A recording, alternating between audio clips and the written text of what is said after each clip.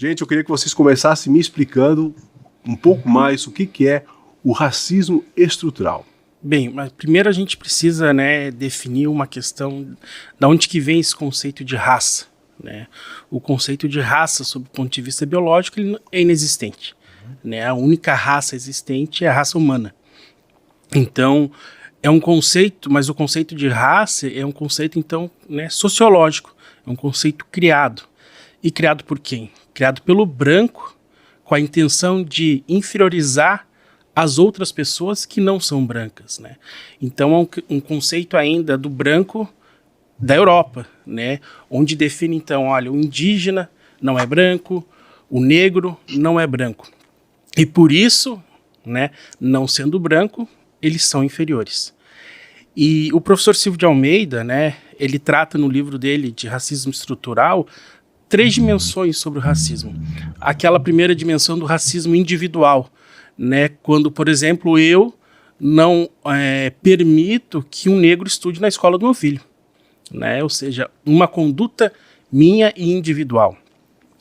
Um segundo conceito, uma segunda categoria, né, ele trata o racismo como racismo institucional, ou seja, são os racismos existentes nas instituições que formam o Estado. E ao final, né, ele trata do racismo estrutural, ou seja, que é aquele racismo de estrutura mesmo, né? Se dá um exemplo de vamos montar um castelo de cartas, né? E lá embaixo, né, está as suas estruturas e onde se encontra o racismo estrutural. E quando você retira aquela carta, toda a sociedade que é montada e forjada por meio do racismo estrutural cai, né? Acredito que dessa forma, né, até um pouco didática e obviamente bem objetiva, né, a gente pode conceituar o racismo estrutural, ou seja, aquele racismo que está na estrutura, ou seja, a sociedade brasileira, né, ela se molda com base no racismo estrutural. O correto, de maneira biológica, seria falar o quê? Etnia, né? Sim. Etnias diferentes. Se fala em etnias, né? Mas quando se fala em raça superior, seria mais aquele discurso do empoderamento? As pessoas brancas, né, elas categorizam as pessoas não brancas numa construção de poder, né? Ou seja, quem detém o poder, seja financeiro ou político, né, numa determinado campo da sociedade, é o homem branco, né? E a partir daí ele olha para o outro como não branco, e aí ele precisa categorizar. E ele diz, então, a raça negra, aos indígenas, que é a raça amarela. Então, nessa forma, na verdade, o homem, né, a pessoa branca cria, né, um sentido de que, olha, vocês não são iguais a nós. É só nesse sentido que há o conceito de raça, no sentido de que vocês, né, não brancos, não são iguais a nós, né? E aí, né, toda essa estrutura que vem do racismo estrutural, né, toda essa desigualdade de oportunidades, né, e desigualdade de cargos, desigualdade financeira, vem por conta disso, do branco, onde ele determina, né. Aliás, o branco se coloca como padrão. Certo. Né? Embora no Brasil não seja a maioria. Falando de padrão, por exemplo, quando a gente almeja uma posição na sociedade, um juiz, que nem o Dr. Edson, né? Ou um servidor público, um estudante universitário, doutor, que nem o Daniel aí que está sendo doutorando, né? Quase doutor, quase. Mas é doutorando, né? Estudo fazendo doutorado. Quando a gente vê essas posições de destaque, a gente sempre tem o branco está melhor posicionado, melhor representado. O racismo estrutural também aborda isso? O conceito de racismo estrutural ele é interessante porque ele vem avançar para além da visão individual e institucional, né, que são visões que colocam assim, o racismo da dimensão de um erro, de uma patologia, de um problema de uma pessoa ou de uma instituição, né, então esta instituição especificamente tem práticas problemáticas e insere no próprio cimento do edifício social. Racismo estrutural não é uma coluna, ele é parte da argamassa que constitui a sociedade. Então, mesmo quando a gente está discutindo essas posições de vantagem, o conceito de racismo estrutural ele eleva a análise para a gente pensar o que é que constitui essa própria posição. Por exemplo, nós estamos num tribunal, num ambiente de gravação, né, dentro de um órgão do Poder Judiciário.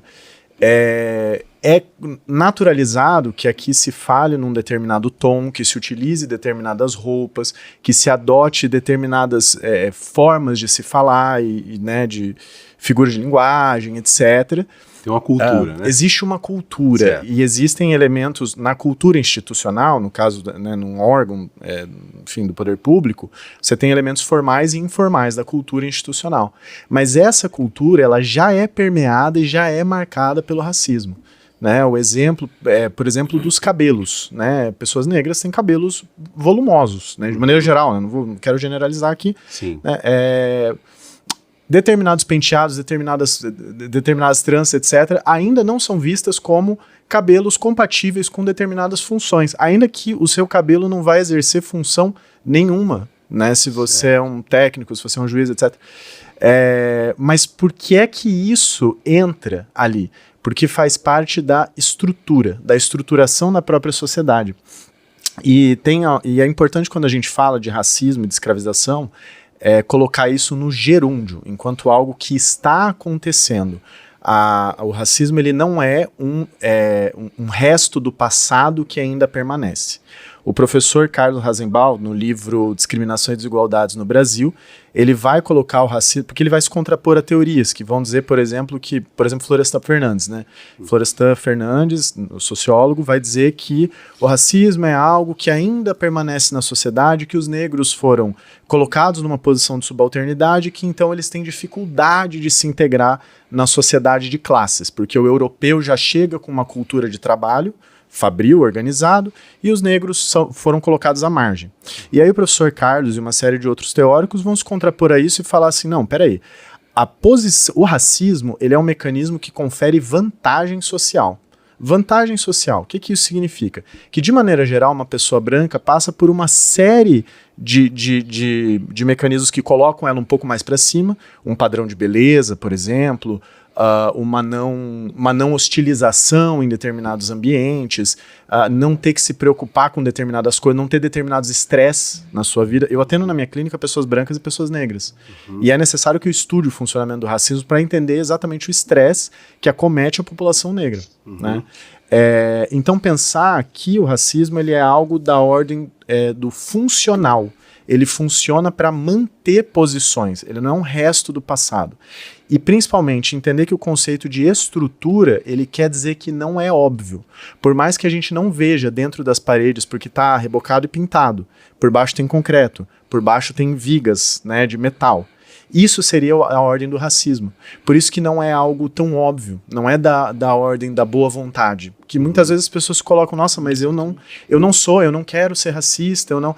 Mas se a gente não questiona as próprias estruturas que compõem essas posições, por exemplo, o que é um doutor, o que é uma autoridade, o que é uma morte que pode ser chorada e uma morte que não é chorada, onde que as pessoas morrem e ninguém vê, e onde que as pessoas morrem e tem uma visibilidade enorme, é para isso que o conceito de estrutura serve, né? Para pensar o presente, não o passado.